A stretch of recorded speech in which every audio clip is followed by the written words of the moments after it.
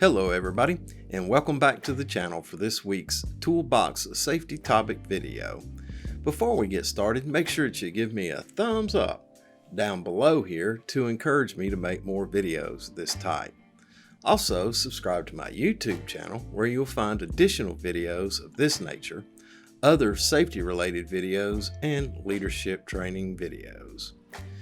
Well, let's go ahead and get started with the video. The past few weeks we've been talking about struck by hazards, and I'm going to call this struck by hazards number 2. In the last one we talked about a few things to look out for as far as being struck by. Today will be a little more specific. Well, let's go ahead and get started. According to OSHA, struck by hazards are defined as injuries produced by forcible contact or impact between the injured person and an object or piece of equipment. By identifying these hazards and understand how they happen, we can take steps to protect ourselves. What are some types of struck by situations and what to be aware of? First, let's talk about flying or falling objects. Flying object hazards include instances when a piece of material separates from a tool, machine, or other equipment. Falling objects from an elevation to a lower level include instances where the injured person is crushed, pinned, or caught under a falling object other than collapsing material or structures. Let's talk about swinging objects. When materials are mechanically lifted, they have potential to swing, twist, or turn. This movement can catch workers by surprise, and they could be hit by the swinging load. Windy conditions are especially hazardous because the load will swing more. In addition to swinging, loads can slip from their rigging and strike workers. And then there's rolling objects. An object which is rolling, moving, or sliding on the same level at which the worker is located poses a great risk.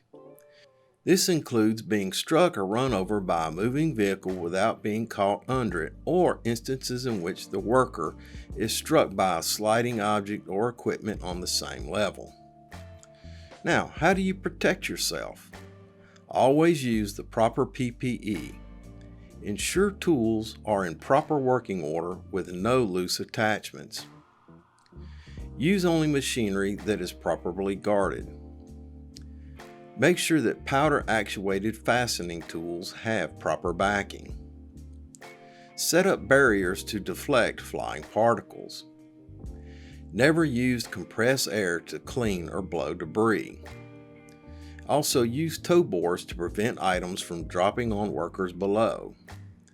And then we can talk about what your employer's responsibilities are.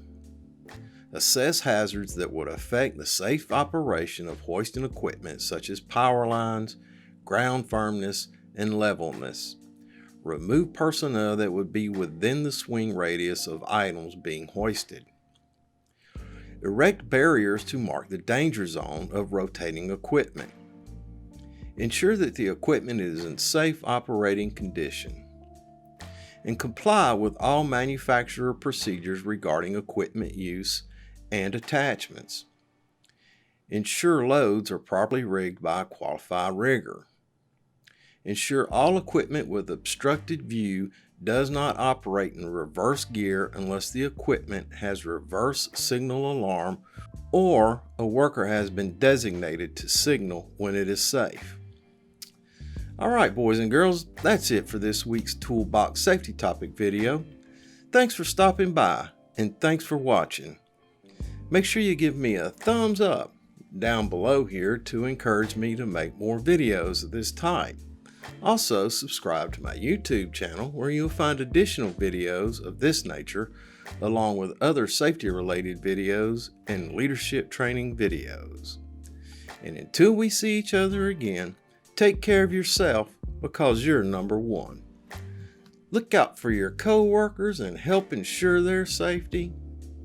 Have a grateful day, and remember, I will see you in the field.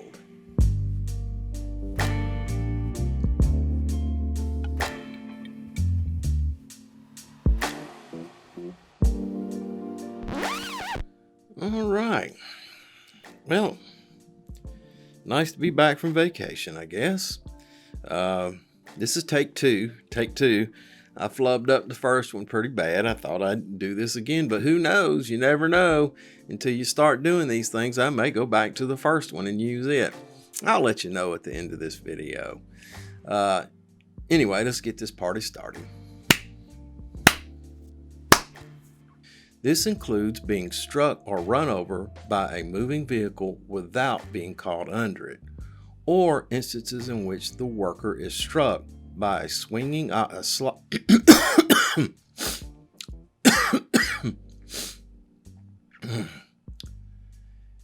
This includes being struck or run over by a moving vehicle without being caught under it, or a worker has been designated to signal. All right, I only flubbed this one up a couple times. Maybe I can get out of here in another couple hours by the time I edit this down. Anyway, thanks for watching, and have a grateful day, and we'll see you in the field. Stop recording.